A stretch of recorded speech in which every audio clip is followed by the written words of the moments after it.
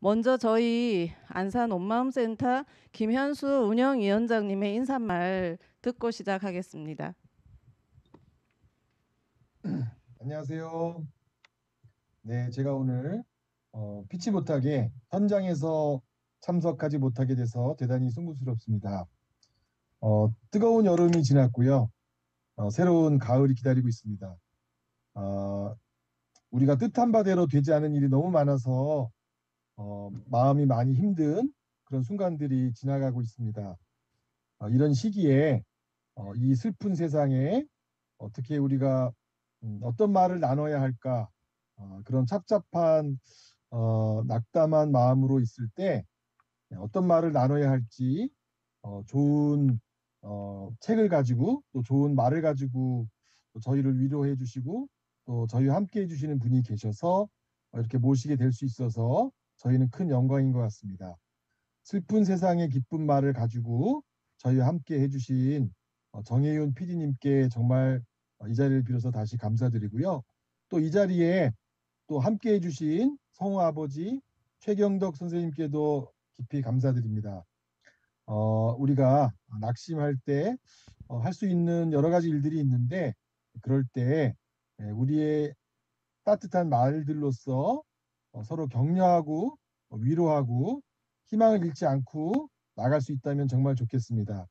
시간이 많이 늦어졌음에도 불구하고 기다려주신 여러 안산 시민과 또 함께 해주시는 여러분들께 감사드리고요. 오늘 저희가 기쁜 말들을 잘 가지고 갔으면 하는 그런 바람이 있습니다. 정혜윤 선생님, 최경덕 선생님 부탁드리겠습니다. 고맙습니다. 네, 인사 말씀 감사합니다. 오늘 강연해 주실 분은 CBS 라디오 PD이시고 8월에 출간된 슬픈 세상의 기쁜 말의 저자이신 정혜윤 PD님이십니다. 정혜윤 PD님은 팟캐스트 416의 목소리, 세상 끝의 사랑 등을 제작하셨고 다큐멘터리 자살률의 비밀로 한국 PD 대상을 수상하셨습니다. 다큐멘터리 불안, 세월호 참사 2주기 특집 다큐멘터리 새벽 4시의 궁전 등으로 한국 방송대상 작품상을 수상하셨고요. 저서로는 삶을 바꾸는 책 읽기 등 여러 편이 있습니다. 그럼 오늘 강연해 주실 강사님을 반갑게 맞아 주시기 바랍니다. 아무도 없지. 안녕하세요. 반갑습니다. 이런 장치는 처음이기 때문에 쑥스럽습니다. 잘 들리시죠? 하면 대답할 사람이 없네. 저는 그 소개해준 대로 정혜윤이라고 하고 그리고 라디오 PD예요 현재. 그리고 여기에 오면서 지하철 타고 왔어요. 목동에서 지하철 타고 왔는데 제가 생각보다 1호선 시간이 조금 더 많이 걸려서 지체됐습니다. 죄송하게 생각하고요. 1호선 타고 오면서 생각 많이 했어요. 생각보다 많이 막히더라고요. 여전히 사람들이 이동하고 있고 누군가 그러더라고요. 지하철이 막 밀리니까 우리 뭐 난민이야? 이 시간에 이렇게 밀려도 돼? 막 이런 말을 하면서 들으면서 왔는데 제가 지금 저와 함께 행사하는 이곳은 안산 온마음 센터이고 그리고 제가 오늘 할 이야기는 또 이야기 손님은 세월호 아버지고 이런 것들을 생각하면서 왔어요. 근데 사실 저희가 이 시대가 어떤 시대인가 먼 훗날 역사가들이 어떻게 기록할까 저 궁금하답니다. 궁금한데 분명히 지금 우리가 의식하는 것보다 정신적으로 위기에 처한 시대라고 기록될 것 같아요. 이를테면 가장 팽배한 것 중에 하나가 우울이겠죠. 우울은 이렇게 말로 표현되죠. 아, 뭔 상관이야. 다 죽는데. 아, 똑같아 죽으면. 우울이겠죠. 또 하나는 히스테리겠죠. 여기 책임자 나오라고 해. 이거 누구 담당이야? 히스테리겠죠. 강박증이 있겠죠. 마스크 올리세요. 뭐 하세요? 이렇게요. 제가 얼마 전에 그 약간 인적이 굉장히 드문 거의 사람이 없다고 생각한 오르막길을 이렇게 오르다가 아주 더운 날이었어요. 이렇게 막 마스크를 이만큼 내렸거든요. 근데 저 멀리서 누가 소리치더라고요. 근데 굉장히 벼락 같은 음성으로 마스크 올리세요. 이렇게 했단 말이에요. 저도 모르게 착 올리긴 했는데 이런 어떻게 하면 우리가 병에 안 걸리고 느닷없는 죽음에 이르지 않고 여러 가지 전에 없던 염려와 날카로운 불안과 신경증이 우리를 에워싸고 있던 시대를 살았다고 역사는 기록하지 않을까라고 저는 생각을 해요. 바로 이때 누군가는 어쩌면은 삶에 대해서 더 진지해졌기도 하고 죽음에 대해서 더 생각을 많이 했기도 했고 그럴 것 같아요. 근데 그 중에 하나가 저였던 건 맞아요. 그 계기는 제가 작년 7월에 대구가 이제 봉쇄 되네 마네 하고 대구에 우리나라 코로나가 와서 확진자란 단어를 처음 알게 되고 저희가 이런저런 단어를 알게 되는 시점이 있단 말입니다. 그게 이제 한여름 대구에 이제 처음 폭염 경보 내리고 이럴 때인데 그때 저희가 처음으로 무슨 뭐 약간 무슨 어떤 방역복을 입어야 되고 그다음에 이 유족들도 죽어가는 분을 만날 수 없고 그런 일들을 처음에 경험하기 시작해요. 그런 일들을 전에는 경험해 보지 않았다가 경험하기 시작하는 그때 제가 대구로 취재를 갑니다. 가서 이제 이게 관찰을 하는 거예요. 지금 코로나라는 게 도대체 어떤 일인지 우리 모두 약간 정신이 없어요. 없고 이게 금방 끝나는 건지 아마 금방 끝날 거라고 기대했겠죠. 그때 제가 병원을 취재하다가 장이 매뉴얼이란 걸 발견해요. 그런 게 있다는 게 알게 돼요. 소리 안 들리네요. 네네. 장이 매뉴얼이란 게 있다는 걸 알게 되는데요. 그 장이 매뉴얼을 보고 제가 깊은 슬픔을 느꼈어요. 그때 왜냐면은 제가 취재한 바에 따르면 일단 확진자가 돼서 중환자실에 있고 격리돼 있고 죽음에 이르는 사람은 가족들을 만나지 못하죠. 그리고 지금도 마찬가지입니다. 가족들은 그러면 어떻게 하느냐면 죽어간다는 걸 알지만 만날 수는 없잖아요. 그러면 전하고 싶잖아요, 마음은. 근데 말할 수 없잖아요. 만날 수 없잖아요. 그러니까 황급히 간호사나 의사를 통해서 사진 같은 걸 전달하고 싶어 해요. 우리가 사랑했다, 함께 살았다는 증거로 이렇게 하고 싶단 말이에요. 그래서 저는 이 죽음은 뭔가 좀 이상하다. 왜냐하면 그 당시에 처음에 확진자로 죽어가는 사람들은 처음 알게 된 거예요. 내가 나를 만지면 무슨 내가 에어리언이야? 무슨 병균이 막 퍼지는 거야? 내 몸에서 뭐가 나오는 거야? 그리고 처음에 확진자가 돼서 죽어가는 사람들은 의사를 보고 또 당황했어요. 의사가 흰 가운에 뭐 그런 걸 입어야 되잖아요. 근데 머리에 뭘 쓰고 방역복 같은 거 입으니까 그럼 나는 무슨 병균 감염체야? 이렇게 굉장히 큰 혼동 속에서 죽어간단 말이에요. 하지만 역시 그 혼란스러운 와중에도 하고 싶었던 거는 사랑해, 사랑하며 살았다는 증거, 사랑한다고 전해주세요. 이런 말들이었단 말이에요. 그래서 제가 죽음의 순간 또 아직 심장이 뛴다는 거 그리고 우리가 이제 사랑한다고 말할 수 있다는 거 이런 거에 굉장히 생각을 많이 했고 그때 당시 발견한 장의 매뉴얼에 따르면 이제 이 코로나로 확진된다는 것은 굉장히 황급하게 처리가 되는 거거든요. 그래서 제가 그때 당시부터 작년 7월부터 이렇게 생각하기 시작한 거 우리가 죽지 않고 살고 싶어 한다는 건 뭔가 그리고 아직 살아있다는 것은 또 뭔가 그리고 다른 사람의 죽음을 보고 슬퍼하는 건 뭔가 이 생각을 작년 7월에 정말 많이 했는데 그것은 정확히 언제 또 그런 생각을 했었냐면 세월호 때도 그런 생각을 했다는 거예요. 세월호 때 정말 많은 사람들이 그날에 자기가 뭐 했는지 다 알아요. 그날에 자기 알리바이를 다 알아요. 네, 그날 뭐 하다가 세월호 뉴스를 봤는데 자기 하루를 재구성할 수가 있단 말이에요. 그만큼 깊이 각인된 사건이란 말이에요. 사람이 그렇게 사라지는 거를 모든 인간적인 흔적을 안고 사라지는 걸 정말 슬퍼했단 말이에요. 그때 제 질문하고 똑같아요. 살아있다는 것의 가치는 뭔가? 아직 심장이 뛴다는 것의 가치는 뭔가? 그때 던졌던 질문이 똑같이 돌아온 게 작년 7월 제 대구 취재였던 것 같아요. 그런데 대구 취재하면서 제가 취재한 직후에 놀라운 걸 깨달았어요. 뭘 깨달았냐면 우리 시대에 예언서들이 있더라고요. 예언서가 예를 들면 까미의 패스트 같은 책이 그런데요. 이건 제가 이 전작 앞으로 올 사랑이라는 책에 썼는데 전염병의 질서라는 게 있다는 거예요. 전염병도 그냥 진행되지 않아요. 질서라는 게 있어요. 맨 처음에 전염병이 생기면은 이건 소설로 까미가 형상화한 건데 패스트라는 소설에서 지금 현실하고 너무 딱 맞아요. 맨 처음에 전염병이 생기면 당황해요. 이게 뭐지? 당황해서 받아들이기가 힘들어요. 이게 1단계예요. 그냥 공포와 충격과 경악으로 우왕좌왕하는 게 1단계. 그 다음은 2단계는 받아들이는데 뭔 일이 생기긴 생긴 것 같아서 받아들여요. 그게 2단계인데 하지만 내가 변할 필요까지는 못 느껴요. 곧 끝날 것 같아요. 이게 제가 대구 취재 갔을 때 상황이었어요. 대구 취재 가서 제가 한참 취재를 하는데 확진자 가족이나 그때 사람들이 느끼는 불만은 뭐였냐면 엄마가 확진자라서 지금 집안일을 할 수 없는데 왜 언니가 나보다 일을 더 많이 해? 아니 더 조금 해? 내가 왜 언니보다 집안일을 더 많이 해야 돼? 이게 사실 2단계예요. 무슨 일이 생기긴 생겼어요. 내 주변에 예상하지 못했던 어떤 일이 생겼는데 내가 변할 필요까지는 없어요. 그 다음 3단계가 있어요. 3단계가 뭐냐면 그렇게 지냈는데 갑자기 폐업 이런 간판이 붙어. 이게 모두 소설 형상화됐어요. 그 다음에 여행사 뭐 폐업, 휴업 막 이런 게 붙어요. 그럼 지금 현실하고 너무 똑같잖아요. 그죠? 그럼 4단계라는 게 있겠죠? 그때부터 사람들이 약간씩 이제 두려워하는데 4단계가 뭐냐면 불행의 단조로움 단계예요. 그냥 여기에 왠지 익숙해져 버린 거예요. 그래서 뭘 할래도 무기력해요. 그냥 어떠한 종류의 무거운 체념이 깔려 있어요.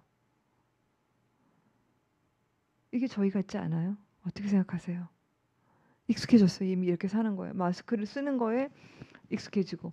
제가 처음 마스크를 본 것은 이렇게 전 시민이 마스크를 쓰는 거 본 건 일본이었거든요. 그때 언제 일본에서 봤냐면 후쿠시마 방사능 유출 사건 때.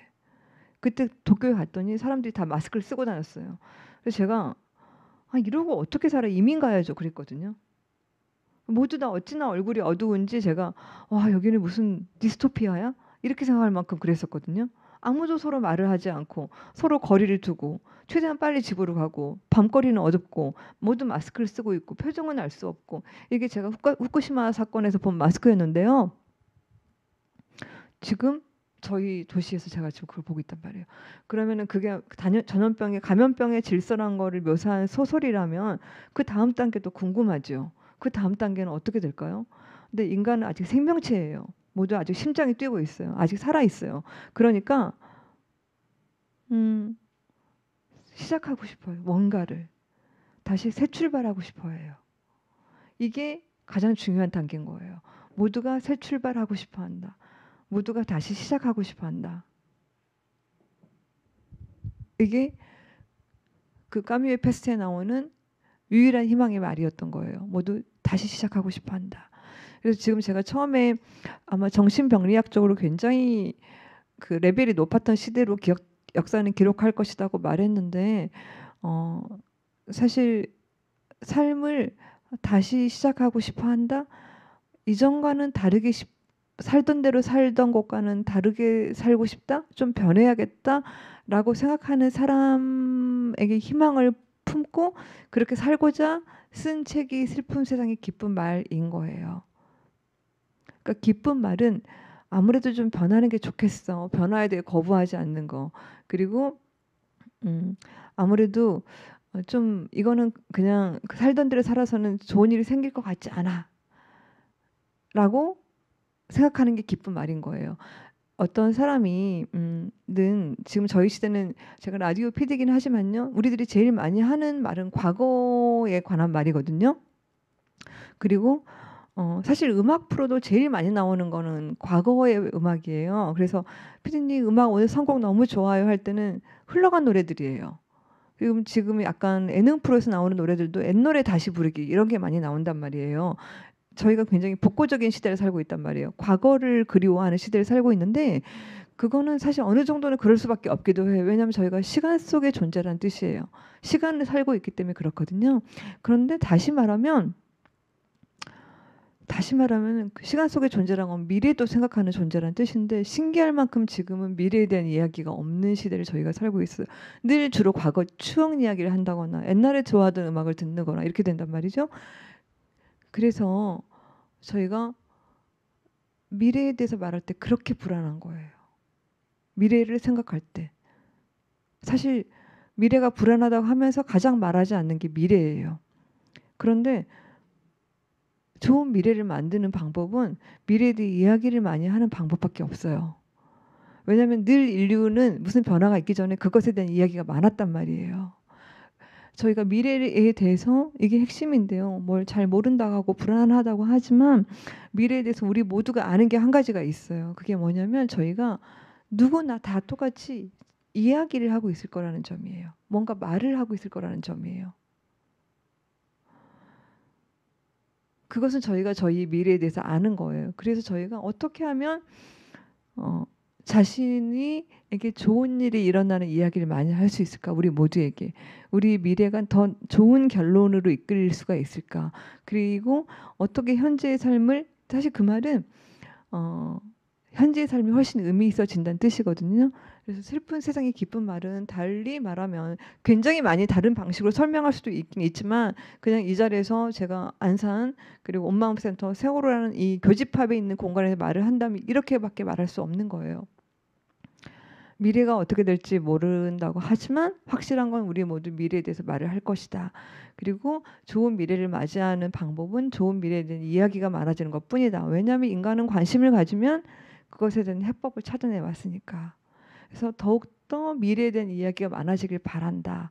그리고 더욱더 미래에 대한 그 이야기에 우리가 그 좋은 이야기에 영향을 받고 이끌리길 바란다. 이게 제가 그 책을 쓴 가장 큰 이유 같아요. 거기에 세월호는 굉장히 중요한 한 챕터로 자리를 잡고 있고 그건 잠시 후에 세월호 아버님이 나오면 제가 같이 이야기하도록 할게요. 그리고 또 하나 제가 이제 말씀드리고 싶은 거는 지금 제가 어떤 분이 이 강연을 듣고 있는지 혹은 앞으로 올 사랑이든 이 책이든 읽었는지 안 읽었는지 제가 전혀 가늠을 할 수가 없기 때문에 책 내용을 얼마나 들어가야 될지 알 수는 없지만 확실한 거는 제 책에 보면은 그 앞으로 올 사랑이 10가지 주제고 슬픈 세상이 기쁜 말이 10가지 주제란 말이에요. 근데 기쁜 말로 끝나죠. 앞으로 올 사랑으로 끝나죠.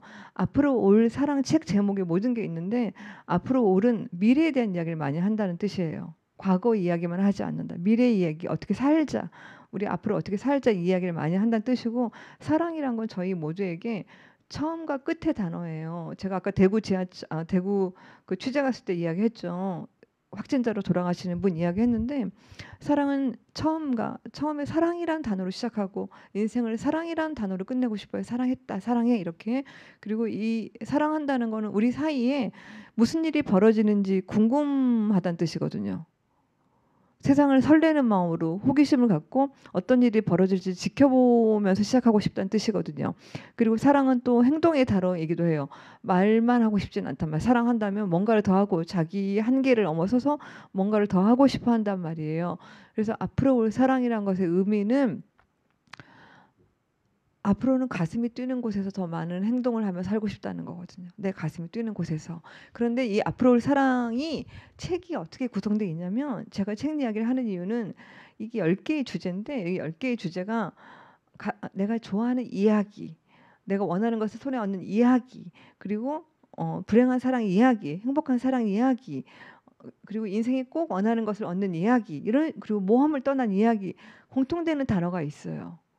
공통되는 단어는 모두 이야기라는 단어잖아요. 그죠? 이야기로 끝나잖아요. 모두 이 말은 즉 우리의 삶은 그냥 이렇게 사는 것 같지만 언젠가는 이야기로 바뀐다는 뜻이에요. 지금 우리가 사는 모습 전체가. 우리의 삶은 언젠가는 언어로 바뀐다. 계속 같은 말을 하고 있는 거죠. 미래가 어떻게 될지 모르지만 우리는 우리 자신에 대해서 이야기를 할 것이다. 그리고 우리 인류는 그런 DNA를 갖고 있어요. 그리고 그런 자기를 잘 표현하면서 생기를 얻을 것이다. 그리고 그 이야기가 좋은 것이라면 그 이야기가 우리를 끌고 갈 것이다. 우리가 나누는 이야기가. 즉 이 토대가 허물어진 지금 갑자기 괴담 같은 이야기가 굉장히 많단 말이에요. 누구는 백신 맞고 뭐 백혈병이 발병했어요라든가 괴담 먹고 백신 맞고 어땠어요? 이 백신은 아직 임상 실험이 끝난 게 아니에요. 온갖 저희한테 느닷없는 죽음에 일상적으로 익숙해지게 하는 그리고 토대가 허물어지게 하는 일상이 좀 흔들리게 하는 많은 이야기들이 있단 말이에요. 그러면 누구나 불안해요. 누구나 자기 발밑이 흔들린다고 생각하는 거예요. 누구나 토대가 약해져 있어요.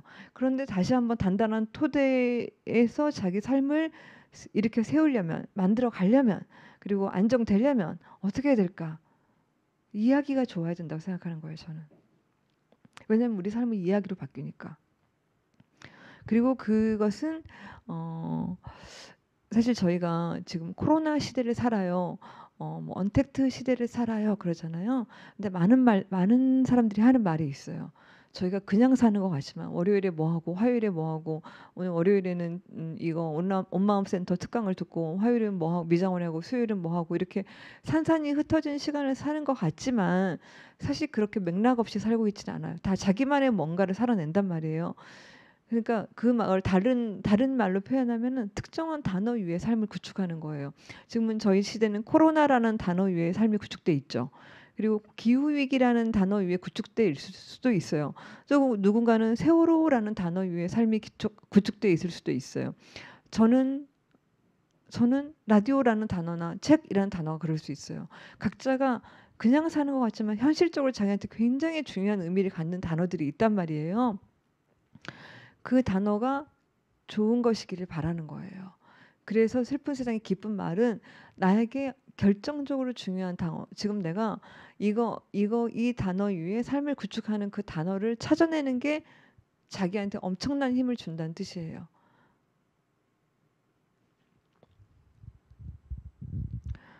제가 그 예를 하나 드릴게요. 제가 옛날에 지난주에 김용균 어머니도 나오셨던 것 같은데요. 옛날에 어떤 그때 제 꿈이 삶의 지혜를 아는 것이었어요. 어떻게 하면 지혜로운 사람이 될 수 있을까? 제가 생각하는 지혜로운 사람은 뭔가 좀 초연한 사람이었어요. 당당하고 초연하고 당당하고 꿋꿋하고 이런 게 제가 생각하는 지혜로운 사람이었는데 제가 지혜로운 사람을 이 되고 싶었고 너무 만나고 싶었어요. 아직 그런 사람이 아니니까 그런 사람을 좀 만나고 싶었어요. 그래서 제가 지혜로운 사람을 찾아서 여행을 떠나요. 실화인데 정말 지혜로운 사람을 만나려고 여행을 떠난단 말이죠. 그래서 무작정 남도의 한 도시로 갔어요. 그래서 제가 그 수협이라는 그 수협에 들어가요. 그래서 경매사를 만나서 찾아가서 다짜고짜 물어봐요. 제가 그냥 좀 지혜로운 사람을 찾고 있다 이렇게 말을 하는데 그분이 당신 인생의 보람은 뭡니까? 라고 제가 경매사한테 물어봤더니 경매사가 이렇게 대답하는 거예요. 음, 어민의 소득증대 향상에 기여함을 보람으로 알고 어민의 소득증대 향상에 기여함이 삶의 의미다 이렇게 말씀을 하시길래 제가 그 너무 공식적이다 하고 장난스럽게 좋아하는 물고기가 있어요? 하고 물어보니까 줄돔을 좋아합니다 그래요. 그다음에 좋아하는 어부가 있어요? 그러니까 어떤 선장님을 좋아하는데 그 선장님을 좋아하는 이유는 그 선장님이 아무도 없는 곳에서도 금지 어종을 놔주고 아무도 없는 곳에서도 또 작은 물고기 아직 잘 자라지 않은 물고기를 다 놔줘서 그 선장님 이름은 이 근방에서는 믿음, 신뢰의 상징으로 통한다 이렇게 말씀을 하시는 거예요 경매사가. 근데 제가 그 말을 듣자마자 너무나 그분을 한 선장님을 만나고 싶었어요. 왜냐하면 어떻게 아무도 없는 곳에서 지킬 걸 지키는 사람이 됐을까. 제가 생각할 때는 그거야말로 당당한 사람이었던 거예요. 그래서 제가 그 경매사를 졸라가지고 제가 계속 아까 단어 이야기 강조하고 있단 말이에요. 이게 얼마나 저희한테 중요한지를 말하기 위해서 지금 이 책 속에 있는 이야기 하나를 말씀을 드리는 건데요. 어부가 그 선장님을 만나고 싶다고 해서 경매사가 저를 이제 포구로 데려가죠. 그 선장님을 만나게 해주려고. 그래서 이제 포구에서 선착장에서 그 선장님이 돌아오길 기다려요. 이제 오후에 햇살이 쫙 지는데 마침내 이제 그 선장님이 배를 타고 돌아와서 자기 배를 타고 돌아와서 배에서 폴짝 뛰어내렸는데 굉장히 여유고 아주 오래된 일이에요 이게. 하지만 제가 그 이야기를 들은 뒤로 잊어버린 적이 없는 이야기예요. 9년인가 10년 전 일인데도 불구하고 잊혀지지가 않고 제 가슴에 영원히 살아 있어요. 이 이야기와 함께 이분이. 그런데 이분이 배에서 뛰어내리니까 제가 이렇게 물어봐요. 선장님, 다짜고짜 물어봐요. 선장님은 어떻게 아무도 없는 곳에서도 지킬 것은 지키고 아무도 없는 곳에서 금지어종을 다 놔주는 그런 사람이 됐어요? 하고 물어봐요. 근데 이 선장님이 그때 저한테 한 대답이 있단 말이에요. 근데 그 대답을 들을 때 제가 큰 충격을 받았어요. 그런 말을 들을 줄 몰랐던 거예요. 뭐라고 대답했냐면 선장님은 어떻게 지킬 것은 지키는 사람이 됐어요? 그랬더니 이렇게 대답하셨어요. 그건 제가 자유이기 때문에 그렇습니다. 제가 자유이기 때문에 그렇습니다. 저는 그 외진 항구의 작은 포구에서 어부에게 그건 내가 자유라는 말을 들을 줄은 예상도 못했던 거예요. 제가 그래서 어떻게 그런 생각을 하게 됐는지 조금만 더 말해주세요. 이렇게 되는 거예요. 이야기해 주세요. 그랬더니 이런 이야기를 들려주셔요. 선장님은 3살 때 고아가 됐어요. 엄마가 나중에 죽고 아빠는 아예 얼굴을 본 적이 없고 엄마는 3살 때기 때문에 얼굴을 봤겠지만 기억을 할 수가 없어요. 그리고 할머니가 길러줬죠. 그런데 이제 청년이 돼서 생각하니까 자기도 엄마가 있으면 좋겠어요. 엄마가 있어서 충고도 좀 하고 야단도 치고 그랬으면 좋겠어요. 어떻게 살라 이렇게 말 좀 해줬으면 좋겠어요. 그런데 암만 생각해도 우리 둘이 만날 방법은 없잖아요. 내가 아무리 그리워해도 만날 수가 없고 내가 죽어서도 만날 수 없고 내가 가장 만나고 싶은 사람인데 만나면 잘해주고 싶은 사람인데 만날 방법이 없다고 생각하니까 좀 서글펐어요. 어떻게 해도 만날 수가 없다고 생각하니까 그래서 생각을 한 거예요. 내가 어떻게 하면 우리 엄마를 만날 수 있을까 이제 생각을 하다가 이런 생각을 한 거예요. 내가 항상 내가 우리 엄마 그 방법을 찾은 거죠. 우리 엄마 이름에 누를 끼치는 일을 하지 말자. 내가 어떤 행동을 할 때. 그럼 나는 우리 엄마랑 만나지 못해도 마음으로 같이 사는 거야. 그래서 항상 엄마 이름에 누를 끼치는 행동을 하지 않겠다는 그 생각과 함께 다니는 게 그 사람의 자유였던 거예요. 그래서 저는 이 사람이 나는 그 선장님이 그러면서 나는 후회할 짓을 안 하려고 정말 무던히도 애를 썼다. 그게 쉽지 않았다. 그러나 그렇게 살기 시작하자 이게 나다라고 할 만한 내 삶이란 게 생겨난다. 낫다. 이제 이런 말씀을 하시는 이야기가 쭉 이어지는데 자유라는 단어가 이 사람한테 나왔잖아요. 이 사람한테는 그게 너무너무 중요했던 거예요.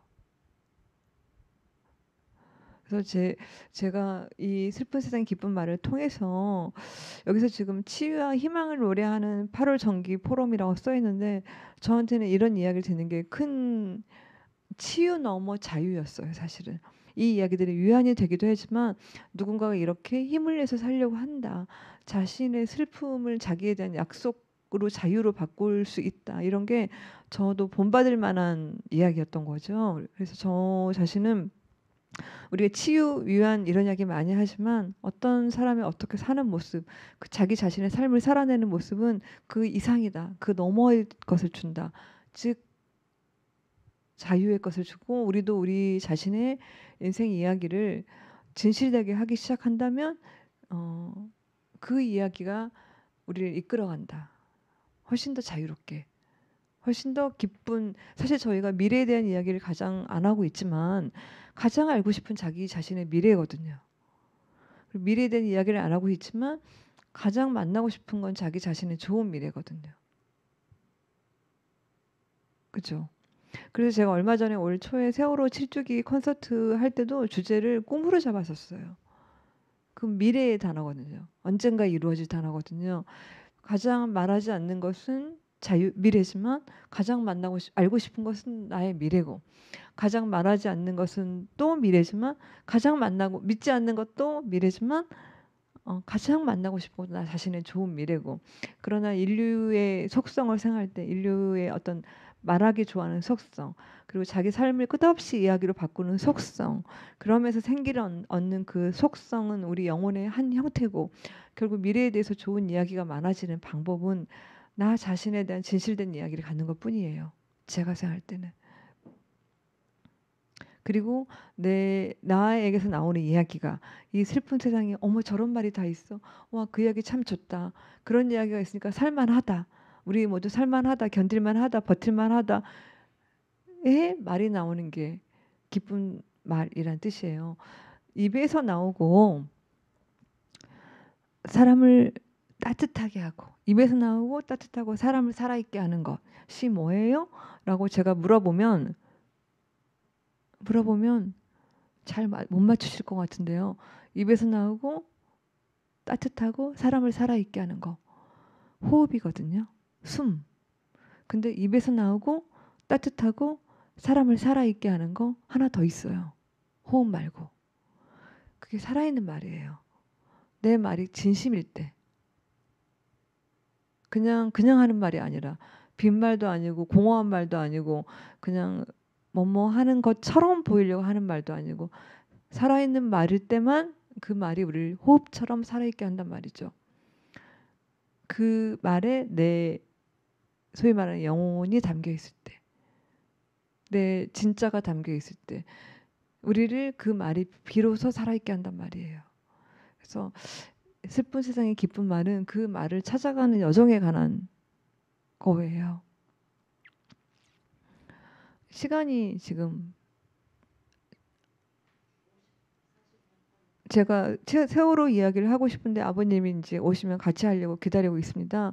근데 그 제 책에서 세월호 이야기도 정말 중요한 부분을 차지하거든요. 이제 아버님이 나와서 자세하게 이야기해 줄 텐데 제가 사람들이 세월호 하면 아직도 가슴이 아린 걸 많이 본단 말이죠. 벌써 눈가에 이렇게 눈물이 이렇게 맺힌단 말이에요.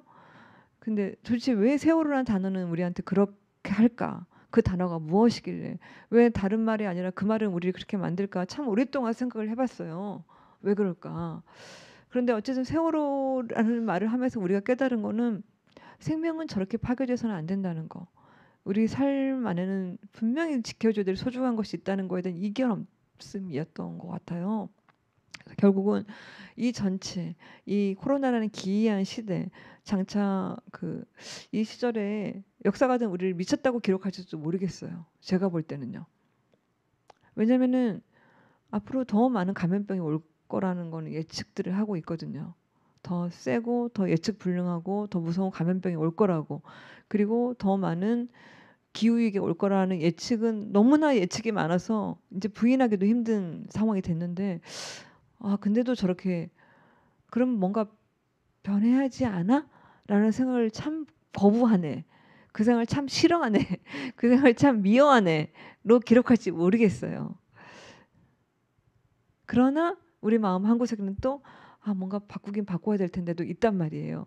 그런 어떤 삶의 경향성을 갖고 그리고 지금 이렇게 일상이 많이 허물어지는 시대에 자기 삶의 토대를 갖고 살 수 있는 방법.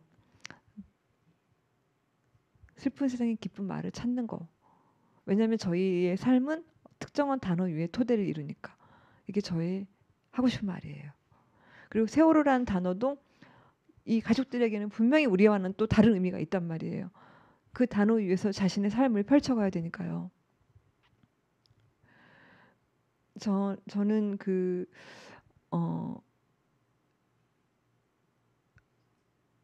제가 라디오 PD거든요. 라디오 PD라서 여러 가지 다양한 프로그램을 기획하는데 이제 당신 자신을 말해보기라는 프로그램을 기획을 했어요. 너 자신을 말해보기죠. 근데 그걸 아직 제작은 못했는데 제작하려고 하는데 이 프로그램은 정말 아무나 출연할 수 있어요. 여기 있는 사람 모두 이 방송을 듣고 있는 사람 모두 출연할 수 있어요. 그런데 조건이 하나 있어요. 출연은 가능한 조건이 하나 있는데 규제가 있는 무슨 말을 하면 안 돼요. 그 무슨 말을 하면 안 되는 단어는 뭐냐면 일단 자기 제일 사랑하는 사람 이름 말하면 안 돼요. 그리고 자기한테 가장 중요한 단어를 말하면 안 돼요. 즉 그걸 빼면 내가 아닌 것 같아. 그거 없으면 내가 아닌 것 같아. 그 단어를 말하면 안 돼요. 그러니까 내가 만약에 라디오 PD라면 제가 출연해서 저는 라디오라는 단어를 말하면 안 돼요. 그리고 저는 책을 너무 좋아하니까 책이라는 단어를 말하면 안 돼요. 그래서 일단 그 단어 없이는 나를 절대로 말할 수 없는 단어를 찾는 게 프로그램이에요. 나한테 그 단어 없으면 내가 더 이상 내가 아니야. 내가 우선 나부터도 나 아닌 것 같아. 나를 말할 때 부족해. 는 단어를 찾아내는 게 이 프로그램 취지였어요. 근데 왜 그럼 그 프로그램을 만들려고 했느냐. 전 사실 세월호가 굉장히 중요한 계기였는데요. 자, 숫자로 항상 표현하잖아요. 몇 명이 죽었어요. 이런 식으로요. 근데 세상은 끝없이 우리를 숫자로 바꿔요. 뭐 실업자 수 몇 명, 무슨 자 수 몇 명, 우울증 환자 수 몇 명, 몇 명. 근데 그 숫자라는 것은 한 사람의 고유성을 설명해 주지 않는단 말이에요. 세상은 끝없이 우리 고유함을 지워요. 그냥 숫자 중에 하나예요. 근데 세상이 그럴수록 나는 내가 누구인지를 생각해야 되는 거예요. 나의 고유함은 뭔가? 나는 누구인가? 나의 삶의 의미는 뭔가? 나는 어떤 점에서 고유하고 나는 나라고 할 수 있는가를 생각하지 알 수 없고 그게 첫 번째 기획 의도였고 두 번째 기획 의도는 뭐였냐면요. 저희가 사실 대부분의 이야기를 굉장히 아까 말했잖아요. 어쨌든 우리는 이야기를 한다. 너무 많은 이야기를 한단 말이에요. 그냥 저희 말을 하는 건 인류의 영혼에 새겨져 있어요. 이야기하기는. 근데 정작 서로에게 중요한 이야기 하고 있나? 그게 저의 질문이었어요. 왜 우리는 전혀 알지 않아도 상관없는 이야기를 이렇게 많이 할까? 정말 중요한 이야기를 하기 시작하면 우리는 얼마나 달라질 수 있을까? 이 생각이었거든요. 그리고 자기 자신에 대해서 말을 할 때 나에게 너무 중요한 걸 가슴에 품고 말을 하면 우리에게 어떤 일이 벌어질까? 저는 미래가 달라진다고 생각했던 거예요.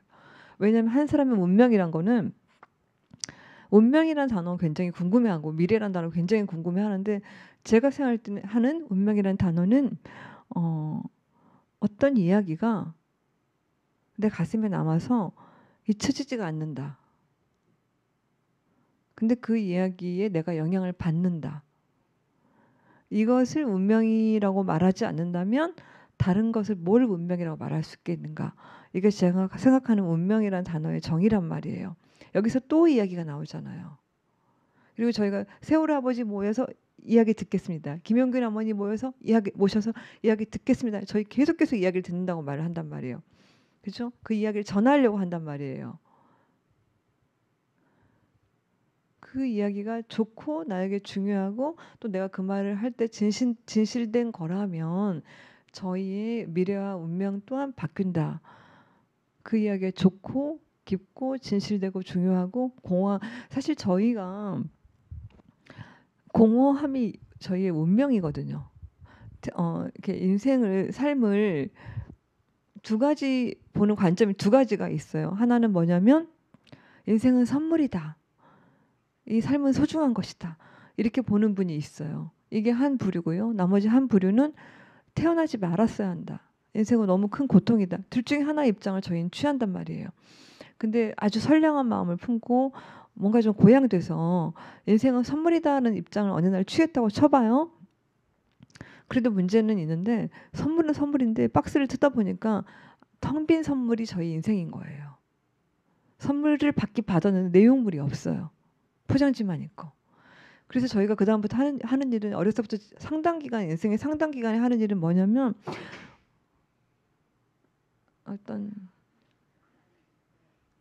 상당 기간 하는 일은 뭐냐면 그 박스를 채우려고 해요. 공허하니까. 그래서 월요일은 누구 만나고 화요일은 누구 만나고 수요일은 누구 만나고 어떤 이야기를 따라하고 요즘 같으면은 탈레반 왜 그래? 이 정도만 해도 내가 뭔가 좀 사실 탈레반 하나도 몰라도요. 그 문제 하나도 몰라도요. 그냥 어디선가 아는 척도 하고 생각 있는 척도 하고 관심 있는 척도 하고 뭐만 책도 하고 누구 이렇게 해야 되는 시간을 상당 부분 살아야 된단 말이에요. 그래서 가식은 공허와 가식은 저희의 운명이에요. 그냥 그렇게 새겨져 있어요. 근데 문제는 그렇게만 살기가 싫어요. 언젠가는 내 말이 좀 의미 있었으면 좋겠어요. 그리고 내가 밖에서 외출하고 왔을 때 좀 덜 피곤했으면 좋겠어요. 그리고 내 말이 진짜고 다른 사람의 말을 들으면서 저 사람은 진짜다. 너무 좋았어. 이런 생각도 하고 싶단 말이에요. 의미가 있기를 바란다는 거거든요. 그때 살아있는 말이 필요한 거예요.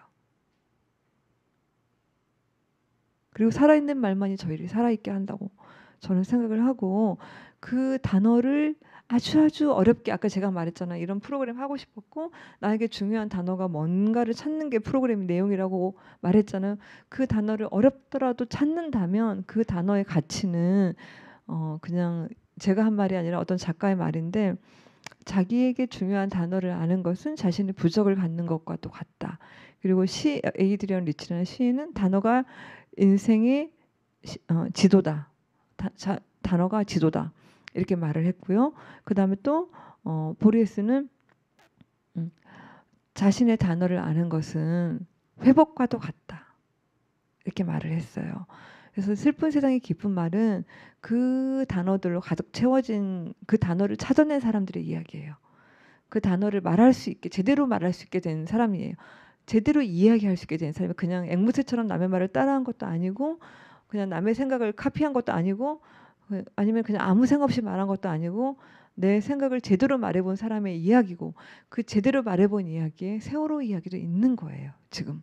그래서 제가 제 이야기는 빨리 끝내고 결국은 세월호 아버지를 만나는 게 오늘 이 자리에 맞지 않나라고 생각을 합니다.